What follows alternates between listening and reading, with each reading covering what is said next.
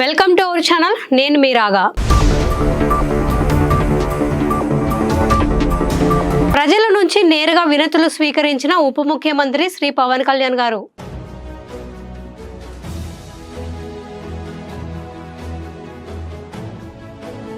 హైదరాబాద్ లో AP cab డ్రైవర్లు ఎదుర్కొంటున్న సమస్యలపై, అలాగే అమెరికా విద్యల పేరుతో కన్సల్టెన్సీలు చేస్తున్న మోసాలపై ఫిర్యాదులు తీసుకున్నారు.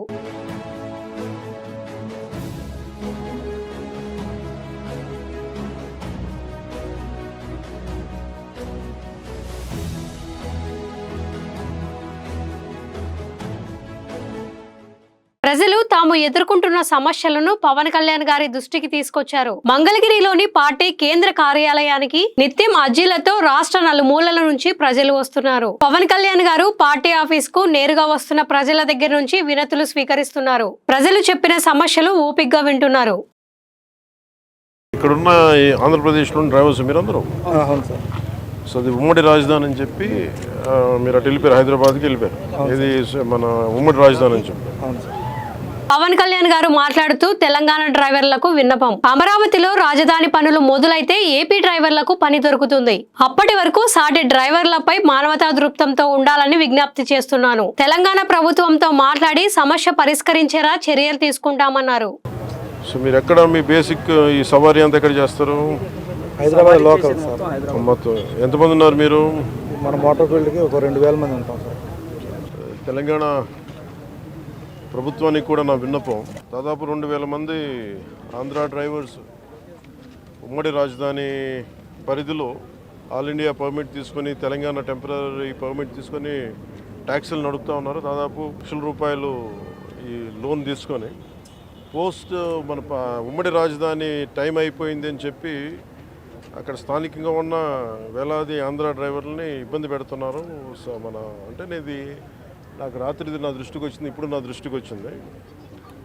నా అపీల్ టు తెలంగాణ గవర్నమెంట్కి, అలాగే తెలంగాణ డ్రైవర్స్ సోదరులకు కూడా నా విన్నపం, ఆంధ్ర డ్రైవర్ ప్రతినిధులు కూడా మీ పొట్ట కొట్టాలని కానీ, తెలంగాణ డ్రైవర్ సోదరులు పొట్టలు కొట్టాలని కానీ, వారి కుటుంబాల తాలూకు ఆ సంపాదనని దెబ్బ కొట్టాలని కూడా ఎవరికి ఉద్దేశం లేదు.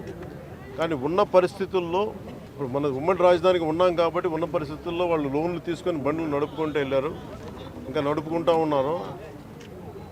నడుపుకుంటూ ఉంటే ఈ పరిస్థితుల్లో మనకి గొడవలు దేనికి? నా అప్పీల్ టు తెలంగాణ డ్రైవర్ సోదరులకు కూడా నా అప్పీల్ ఏంటంటే, తెలంగాణ సంక్షేమం కోసం, తెలంగాణ బాగు కోసం కోరుకునే వ్యక్తుల్లో నేను చాలా బలమైన వ్యక్తిని. అలాగే రెండు తెలుగు రాష్ట్రాలు తగు విధంగా సహకారాలు అందించుకోవాలని ఆయన అన్నారు. ఆంధ్ర రాజధాని కూడా ఇక్కడ బలంగా ఎందుకు ఉండాలి, లేదంటే ఆంధ్ర అభివృద్ధి ఎందుకు ఉండాలి అని ఎందుకు కోరుకుంటున్నానంటే, భవిష్యత్తులో ఇలాంటి రాకూడదనే, ఉత్పన్నం అవ్వకూడదనే నా కోరిక. అందుకనే ఆ పరిధిలోనే మేము చేసుకుంటా వెళ్ళిపోతూ ఉన్నాం. 1,00,000-2 లక్షలు లోన్లు తీసేసుకున్నాం.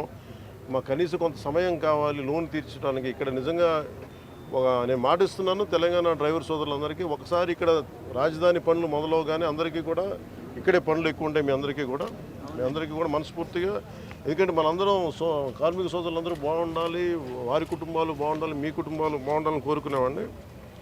సో ముందస్తుగా నా విన్నపం, క్యాపిటల్ పరిధిలో ఉన్న, హైదరాబాద్ పరిధిలో ఉన్న తెలంగాణ డ్రైవర్ సోదరుల సంఘాలందరికీ కూడా నా విన్నపం ఏంటంటే, ఇది కొద్ది కాలం కొంత సహనంతో భరించండి. మీరు వేరు, మేము వేరు కదా, మనందరం ఒకటే కాదు. ఈ పరిధిలో నేను అర్థం చేసుకోగలను. కొంచెం మాకు సమయం ఇవ్వండి. పాపం డ్రైవర్ సోదరులకి, ఆంధ్ర డ్రైవర్ సోదరులకి కొంచెం సమయం ఇవ్వండి. సమయం అని కోరుకుంటాను ముందస్తుగా. అలాగే తెలంగాణ ప్రభుత్వ సహకారాన్ని కూడా, తెలంగాణ రోడ్ ట్రాన్స్పోర్ట్ డిపార్ట్మెంట్ కూడా నేను కోరుకుంటా ఉన్నాను. దయచేసి మీ పరిధిలో, మీ దృష్టిలో పెడుతున్నాను. అలాగే నా తరపు నుంచి కూడా నేను కన్సర్న్ మినిస్ట్రీ కూడా నేను లెటర్ రాస్తాను. Thank you.